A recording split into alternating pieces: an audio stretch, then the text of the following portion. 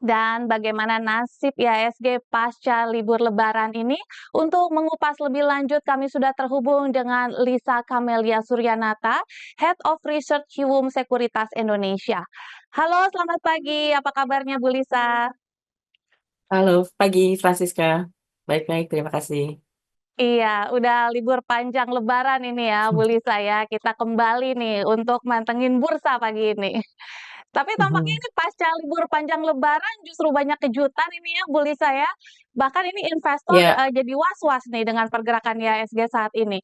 Karena ini bahkan pada saat kita menutup libur Lebaran aja ini situs pencarian Google Senin pagi menampilkan data IHSG anjlok hingga 11,46% nih, bisa merosot hingga level 5 ribuan. Ini kira-kira kalau mhm. menurut, analisisnya Bu Lisa sendiri, IHSG benar akan kembali trading hold, pada pembukaan saham kali ini? Pertanyaan Francisca langsung dijawab oleh pembukaan market hari ini yang langsung disambut oleh trading halt. Jadi Oke, saat ini kalau nggak salah sekarang posisi kita berada di sekitar 5912. Market sudah terkoreksi 9% lebih, jadi langsung kita disambut oleh trading halt ya ya. selepas libur panjang Lebaran. So, ini pertama kalinya saya dalam karir di stock market ini menyaksikan IHSG dibuka langsung trading hold. Dan ini akan berlangsung selama 30 menit ke depan. Dan baru tadi pagi juga ada peraturan baru dirilis oleh OJK. Iya. Jika setelah 30 menit masih melanjutkan penurunan sampai 15 atau 20% ya, peraturan barunya itu. 20% kalau nggak salah. Nah, ini akan kembali dilakukan trading halt 30 menit selanjutnya. Iya, tampaknya ada penyesuaian juga ini dari, BEI bahwa nantinya, atau auto rejection bawah ini juga menjadi 15% seperti itu. Apakah ini berarti menandakan memang sebenarnya sudah ada antisipasi sebenarnya memang akan ada crash, pada bursa saham kita hari ini? Ya, yes, of course, Francisca. Jadi biasanya kalau kita habis libur panjang, seperti tahun lalu, Lebaran tahun lalu, pasti begitu market buka, IHSG akan menyesuaikan, akan adjusting Mmm, dengan apapun yang terjadi di regional market selama kita Lebaran nanti. Nah, eh, apa unfortunately ya pada waktu kita libur Lebaran kemarin tarif Donald Trump tarif AS dikenakan ke hampir ke seluruh mitra dagangnya. Dan langsung menimbulkan guncangan global sampai-sampai S&P 500 tahun ini year to date sudah jatuh 14%, Dow Jones juga langsung rontok year to date minus 10%. Nah, kita sebelum Lebaran itu year to date kalau nggak salah 16% dan masih ongoing ternyata ya. Dan gelombang tsunami ini diperkirakan juga masih belum akan berakhir karena masih mmm. akan ada banyak babak-babak lanjutan dari terkait penerapan tarif Trump ini serta aksi balasan tarif dari negara-negara mitra dagang ke depannya.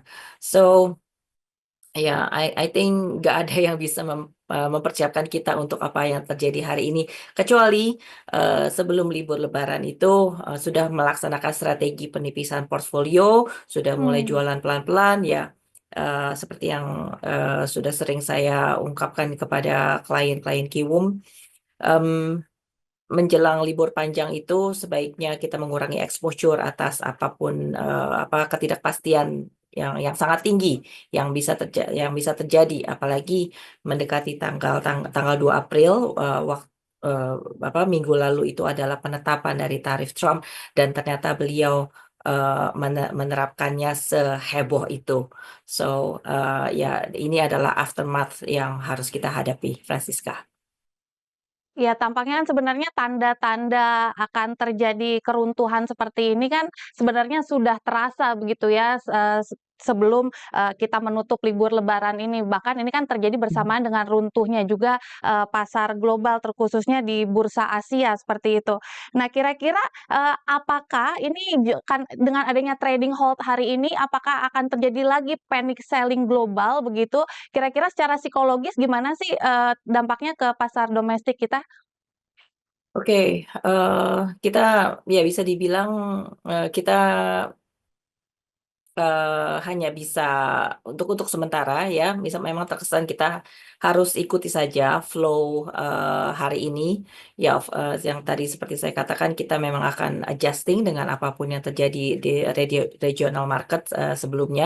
Nah, kemudian sambil kita mencari bottom yang cukup solid untuk IHSG yang bisa menahan penurunan ini, karena sebenarnya ada untungnya juga sih. Kenapa semua turbulensi market itu terjadi ketika kita sedang libur panjang. Jadi Hmm. kita kurang lebih proses guncangan di regional market itu sudah ibaratnya sudah dikompres gitu ya. Dan ketika tiba di Indonesia, tiba giliran market Indonesia buka, maksudnya ya semuanya sudah hampir terprice in, kecuali kecuali ya kita harus adjusting juga harganya, maksudnya sudah harus ikuti penurunan ya begitu. Eh, Kalau kita lihat dari kondisi regional market Asia, sudah ada beberapa yang menghijau. Nikkei sudah menanjak naik 5-6%. Kemudian bursa di China juga pelan-pelan sudah mulai menghijau. Ya, I hope ini bisa menjadi semacam apa ya? hmm, technical rebound sementara lah gitu, karena memang harga sudah jatuh drastis dengan cepat begitu. So, tapi kedepannya secara fundamental masih banyak perkembangan yang harus kita pantau. Jadi terkait bagaimana proses negosiasi itu akan berlanjut, dan kemudian juga efek retaliation dari negara-negara mitra dagang ini. Dan secara fundamental juga kita nilai tukar rupiah kita menghadapi pukulan ya, sudah hampir Hmm. mencapai 17.000 kalau nggak salah. Ya. Ya, agak simpang siur atau range volatility-nya tinggi antara 16.700-an sampai 17.000. Ya, dan kemudian langkah negosiasi apa yang perlu Hmm. dilakukan oleh pemerintah Indonesia menghadapi tarif ini. So, hari ini pidato Pak Prabowo tentunya akan sangat dinanti-nantikan.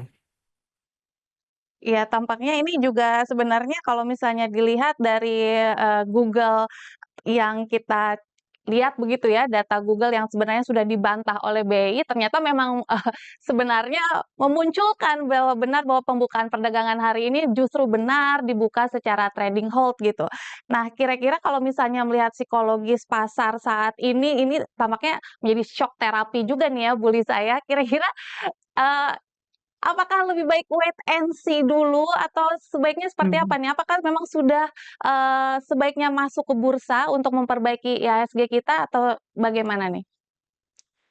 Saya rasa baiknya memang wait and see dulu, menunggu market tiba di support yang cukup solid. Kemudian kita Hmm. lihat-lihat juga animo regional market bagaimana. Terus seperti tadi saya katakan banyak hal-hal yang perlu dipantau. Salah satunya adalah proses negosiasi, kemudian juga efek retaliation, tarif Mhm. retaliation dari mitra dagang, Iya. dan iya, gelombang protes juga sebenarnya sudah mulai bergulir ya di Mmm. berbagai kota di di seluruh US, dan juga ada beberapa negara di Eropa. Ini mereka protes terkait kebijakannya Donald Trump yang selama ini diluncurkan, baik itu terkait efisiensi ataupun tarif ini, dan juga terhadap figur Elon Musk ini yang Mmm. cukup kontroversial. So I believe volatility dalam at least sepekan ini akan sangat tinggi. So baiknya kita wait and see dulu. Ya, Bu Lisa kalau misalnya melihat, ini kan pasar saham dunia ini sebenarnya lagi kacau balau ini ya, gara-gara tarif resiprokal Trump ini termasuk Indonesia tentunya nih. Ini kan dikenakan tarif impor hingga 32% ini. Kira-kira seburuk apa sih pengaruhnya ke IHSG kita saat ini? Oke. Kalau bicara tentang IHSG ya, saya rasa tarif Trump ini nggak cuma menghantam market Indonesia aja ya, tapi juga Mhm. seluruh dunia gitu. Nah, mungkin yang perlu kita eh, gali lebih lanjut adalah kenapa ini bisa merontokkan stok market, karena Ya. tarif tersebut akan diterjemahkan kepada pertumbuhan ekonomi yang semakin lemah. Ya, jadi Hmm. memang sih porsi ekspor Indonesia menopang GDP ini tidak begitu besar ketimbang dari belanja masyarakat dan Hmm. government spending ya. Tapi of course kalau kita kena tarif segitu tentunya akan semakin lebih melemahkan ekspor kita, yang mana tahun 2024 kemarin itu sudah pertumbuhannya sudah minus ya dibanding tahun 2023. Nah, apalagi kena tarif seperti ini, tentu akan semakin membuat Indonesia pertumbuhan ekonomi Indonesia ini sulit untuk berada di sekitar even di sekitar 5%, not to mention target 8% ya. Em, nah, jadi apa perusahaan-perusahaan yang juga pasar ekspornya banyak ke Amerika, ini juga pastinya mereka akan menghadapi tantangan, ya. So itu akan diterjemahkan kepada kepada profitability company yang menurun, sehingga akan terdampak di eh, harga sahamnya. In overall ini akan membawa IHSG anjlok, begitu Francisca. Ya, Bu Lisa, kalau misalnya tadi Bu Lisa kan sempat mention kalau misalnya ini adalah sejarah ya, Bu Lisa melihat bahwa perdagangan dibuka dengan trading halt begitu. Padahal kan sebenarnya kalau misalnya kita menganalisa dari sisi teknikal itu kan menjelang Lebaran memang biasanya terjadi pelemahan tapi tidak terjadi sampai terpuruk seperti ini gitu. Sebenarnya kalau kita melihat juga kan IHSG sebelum Lebaran sendiri sudah mengalami anomali ya, bertepatan dengan RUPS, ditambah kemampuan buyback tanpa harus minta restu investor, Mhm. begitu kan, saham sebenarnya Ya, udah naik lagi nih. Tapi ini gara-gara betul. perang dagang ini tiba-tiba nasib saham-saham kita justru mengalami crash. Kira-kira ini apakah hari ini saham-saham akan berpotensi kontraksi seperti itu? Eh, ya, sekarang kita jelas-jelas sudah mengalami trading halt. Jadi di Hmm, pasar dibuka dengan minus 9%. ya. Ini sesuai dengan ketentuan yang baru ya. Kalau di atas 8% maka akan terjadi trading halt 30 menit. So angka 5.900 itu terutama ini sudah menjebol level psikologis 6.000 ya. Hmm. Itu adalah support yang at least kita harapkan bisa bertahan. Kalau masih turun juga, maka kita harus melihat tren jangka panjang IHSG. Kita lihat chart mingguannya. Kemungkinan level berikut ada di sekitar level support berikut, maksudnya ada di sekitar 5.700-an. Hmm. Tempat tepatnya adalah ya di sekitar 5750, Hmm. 5750. Ya. So, brace yourself Hmm. untuk konsolidasi lebih lanjut, Francisca. Ya, tampaknya ini saat yang tepat begitu ya, momentum untuk memperbaiki portfolio tampaknya Bu Lisa. Ini dengan kondisi yang masih volatile seperti ini akibat tarif Trump ini yang masih tentunya masih akan bergejolak entah sampai kapan begitu ya. Tampaknya ini juga memicu indeks ketakutan pasar ya atau fix index ini. Bahkan bisa Mhm. terbang lebih dari 50% dalam sehari ini. Kalau pergerakan fix index yang naik terlalu cepat ini kan menjadi tanda-tanda ya kalau pelaku pasar nih khawatir dengan dampak yang lebih luas seperti harga barang jadi lebih mahal sampai imbas terhadap Mhm. inflasi nih. Kira-kira ini investor dan trader nih mesti ngapain nih dengan kondisi yang volatile banget ini? Nggak ada saran yang lebih baik daripada ya kita wait and see. Eh, Kalau mau jual sekarang saya rasa juga nggak bisa karena market lagi stop, dan Iya. kalaupun nanti market buka mungkin kebanyakan harga saham sudah pada ARB ya. Hmm. Eh, Jika Bapak Ibu masih punya kesempatan untuk tipiskan, eh, untuk kurangi posisi portfolio, silakan lanjutkan walaupun mungkin agak sulit ya kesempatannya hari ini. Em, Oke, bicara mengenai fix index ya. Fix index ini memang yang tertinggi dari tahun 2020 ya. Iya. Ini level yang tertinggi sejak 2020. Kalau kita tarik secara teknikal, mungkin masih ada kesempatan sampai naik lagi ke 63. Kemarin Hmm. tertinggi adalah 60. 60,13 ya, mungkin ada sedikit naik lagi sampai 63 dan entah apakah saat itu akan picking up kemudian turun, tapi saya juga Hmm. belum tahu apa sentimen apa yang bisa membuat fix index ini turun, volatility index ini turun. Em, ya sepenuhnya bergantung pada posisi negosiasi dari US dan mitra dagangnya itu. Dan ya mungkin juga kita berharap mungkin apa Presiden AS Donald Trump ini sedikit apa ya istilahnya back to his senses gitu. Hmm. Kalau dia bisa mencerna gelombang protes yang ada, kemudian juga Hmm. demikian banyaknya negara-negara yang mencoba negosiasi dengan beliau begitu. Padahal di satu sisi juga harusnya beliau mengerti ya. Kalau misalkan dia menerapkan tarif impor ke US sedemikian tinggi, yang akan yang akan menanggung dari kenaikan tarif tersebut adalah para buyer yang Hmm. atau company yang ada di US dan kemudian mereka akan melemparkan beban tersebut ke konsumen di AS sehingga yang eventually ujung-ujungnya itu akan memberatkan konsumen AS sendiri dan pastinya akan membuat inflasi di sana kembali meroket tinggi begitu ya. So dan resesi global akan lebih cepat tercapai seperti prediksi dari JP Morgan dan Goldman Iya. Sachs. Um, I hope he can get to his senses. Mhm.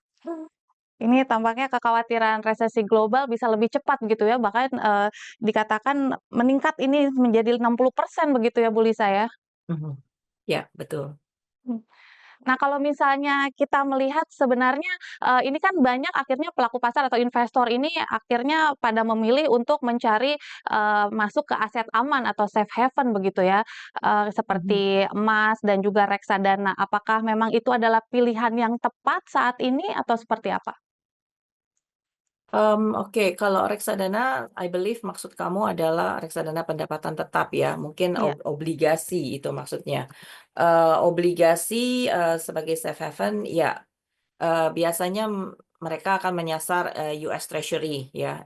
US Treasury juga saat ini yieldnya lagi turun terus gitu loh, karena Mmm. ini menggambarkan proyeksi resesi Amerika sehingga eh, bank sentral di sana Federal Reserve diperkirakan akan memotong suku bunga lebih banyak tahun ini sekitar 4 sampai 5%, sorry 4 sampai 5 kali maksudnya, di mana setiap kalinya itu adalah 25 basis points alias 0,25%. Mmm. Nah, jadi rate mungkin akan turun tapi diikuti oleh kemungkinan resesi juga begitu. Mmm. Mmm, iya, setidaknya mungkin ini masih merupakan apa ya, alternatif investasi yang lebih aman ketimbang equity. Dan Ya. kemudian juga kalau kita masih mau ke aset safe haven lain seperti gold. Gold kemarin memang agak turun sedikit dari level 3.000-nya, tapi masih dalam tren naik yang cukup sehat. Em, Sekarang sudah balik lagi ke level psikologis 3.000 Mmm. dan oke bukannya tidak mungkin masih bisa bertahan di sekitar 3.180 atau 3.200 sekitar sekitar level resisten tersebut. Tapi kalau suku bunga turun, ya suku bunga turun, mungkin ini juga bisa sedikit menjadi apa sentimen positif untuk market. Em, Selainnya ya memang ancaman resesi ada di depan mata begitu. So Mmm. it's a mixed combination sebenarnya. Mhm. Nggak ada nggak ada Mmm. rumusan yang cukup masuk akal atau waras Iya. untuk diterapkan di masa-masa seperti ini. Ya kita harus melihat lagi perkembangan berikutnya. Iya, tampaknya ini kita masih harus menghitung-hitung gitu ya, strategi yang tepat dan pastinya menghitung-hitung resiko juga ini ke depannya tampaknya Bu Lisa. Tapi kalau misalnya tadi, seperti yang Anda katakan memang, kemarin sempat terjadi pelemahan terhadap, kalau misalnya kita mau investasi di emas atau gold gitu, apakah ini tandanya banyak investor yang cenderung melepas begitu ya, dan lebih memilih megang cash aja? Apa memang saat ini sebenarnya cash is king gitu? Apa sebaiknya kita megang cash aja dulu? Ya, I believe begitu, Francisca. Karena Iya. ya seperti tadi telah saya katakan bahwa sebelum liburan ini nggak bosan-bosannya saya sarankan untuk kita menipiskan portfolio karena satu Mmm, secara historikal memang kalau menghadapi libur panjang itu lebih baik kita kurangi posisi gitu ya, karena kita nggak iya, tahu kan apa yang akan terjadi selama liburan itu. Apalagi di liburan kemarin itu memang pas sekali dengan tanggalnya 2 April itu ketika Presiden AS Donald Trump ini akhirnya menetapkan tarif yang ternyata kenyataannya juga di luar dugaan kita gitu. mmm, Sekitar ada 100 lebih negara yang kena tarif yang jauh lebih tinggi daripada yang diperkirakan. Namun lucunya Rusia tidak kena tarif sama sekali ya. iya. Ya, jadi eh, cash is king saat ini. Lebih baik kita stay away dulu dari market sampai keadaan cukup adem. Eh, ya, kalau bisa sih kita tidak masuk dulu dalam apa ya istilahnya dalam sirkus ini begitu, sambil menunggu kapan IHSG bisa mencapai area support yang solid. Ya, kalau misalnya bicara terkait, regulasi atau kebijakan pemerintah ke depan gitu ya, kita, wait and see seperti itu, ada yang menarik nih Bu Lisa terkait, pernyataan dari mantan Wapres JK yang bilang kalau jangan terlalu berlebihan melihat tarif Trump terhadap RI, dinego aja lah. Nah, ini kan, sebenarnya pemerintah atau dari Presiden Prabowo sendiri sudah mengutus sejumlah menteri ya, ada Mhm, Menkyu Sri Mulyani dan juga Menko Perekonomian Erlangga Hartarto untuk nego mhm. langsung ke Trump nih. Kira-kira akan seperti apa sih? Oke, kita berkaca mungkin ya ke negara-negara yang sudah melakukan negosiasi. Salah satunya Hmm, adalah Vietnam dan Kambodia. Jadi Vietnam ini langsung membabat habis tarif tarif impor produk US yang masuk ke Vietnam ya, supaya mereka juga bisa akhirnya punya hubungan dagang yang baik lagi gitu dengan US. Nah, mungkin ya Indonesia sorry, Indonesia bisa negosiasikan juga dengan US apa nilai tambah dari Indonesia yang bisa kita tawarkan buat US untuk menegosiasikan tarif tersebut begitu. hmm, Em, ini ya berarti ini sepenuhnya adalah gimana eh, apa pintar-pintarnya Indonesian officials kita untuk melobi eh, pemerintah US ya. Em, dan ya mudah-mudahan ini bisa menjadi faktor yang melegakan untuk stok market kita. ya tentunya ini yang jadi momen yang ditunggu-tunggu juga termasuk nantinya, pernyataan Presiden Prabowo Subianto sendiri ya terkait, bagaimana pernyataan sikapnya terhadap, tarif Trump ini yang akan dinyatakan pada siang nanti ini tampaknya Bu Lisa. Nah, kalau Mhm. misalnya kita melihat ini kan, tarif timbal balik ini menandai saat ini dunia sudah berubah ya, cenderung pada kebijakan proteksionisme ini. Apalagi dengan, tarif balasan yang terus digencarkan oleh China juga. Kira-kira, ada peluang nggak sih sebenarnya bagi para investor di Indonesia nih? Peluang untuk buy on weakness maksudnya?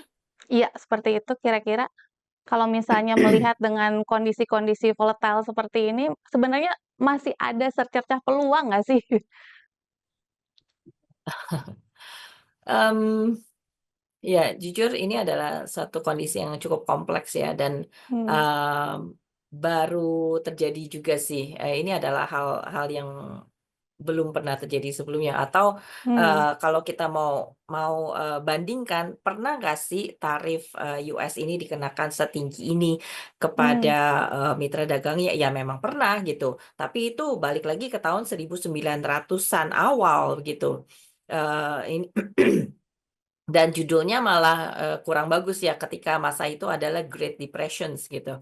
Nah, apakah dunia akan mengarah ke situ lagi? Ya, aku nggak mau terkesan untuk menakut-nakuti ke arah situ gitu. Tapi em, saya rasa masyarakat dunia zaman sekarang ini harusnya lebih advance ya pemikirannya ya. So, mengenai harapan masih ada atau enggak, ya saya rasa masih ada ya untuk apa kondisi market ini kembali berjalan dengan normal dan kemudian juga setelah negosiasi itu kita dengar mungkin Pak JK ada benarnya juga secara beliau adalah senior gitu ya di pemerintahan dan juga mungkin cara berpikir bisnisnya itu udah jauh lebih advance gitu daripada saya. Sebenarnya apa sih yang esensi yang diinginkan oleh pemerintah AS ini apa gitu dalam melancarkan tembakan ke seluruh negara mitra dagangnya seperti itu? Apakah intinya adalah mereka mau mengurangi defisit perdagangan? Ya, itu satu. Nah, kemudian juga tapi kalau mereka ramai-ramai memusuhi seluruh dunia, apa apa mereka tidak berpikir bahwa ke belakangnya mungkin mereka bisa dianaktirikan ya oleh negara-negara lain, well, let's say akhirnya di sini China yang bertindak lebih pintar untuk merangkul negara-negara lain selain US untuk menjadi mitra dagang dan ya akhirnya ya seluruh dunia mengucilkan USA. Tapi Iya. mungkin tidak seperti itu arahnya karena pasar USA memang besar gitu dan menjadi pasar yang utama even buat kita gitu pasar kedua terbesar. So, ya ini menarik untuk diperhatikan ke depannya bagaimana dunia akan bergulir setelah ini, begitu, dunia keuangan global maksudnya. Eventually akan ada saatnya untuk tiba lagi ke suatu kondisi equilibrium dan tapi for the meantime ya kita pantau saja dulu kondisi marketnya bagaimana. Wait and see. Iya, kita akan terus memantau ini tentunya, kita melihat apakah kira-kira 30 menit ke depan ini akan terjadi trading halt kedua. Sementara itu terima kasih banyak ini, analisisnya dan rekomendasinya tentunya Bu Lisa, semoga ini bisa menjadi insight yang menarik ya untuk sahabat kabar bursa. Dan sehat selalu Bu Lisa, Terima kita kasih. akan, tentunya nanti akan, kembali ya dengan dialog-dialog di bursa pagi-pagi selanjutnya. Sehat selalu Bu Lisa. Ya, sama-sama. Thank you, Francisca.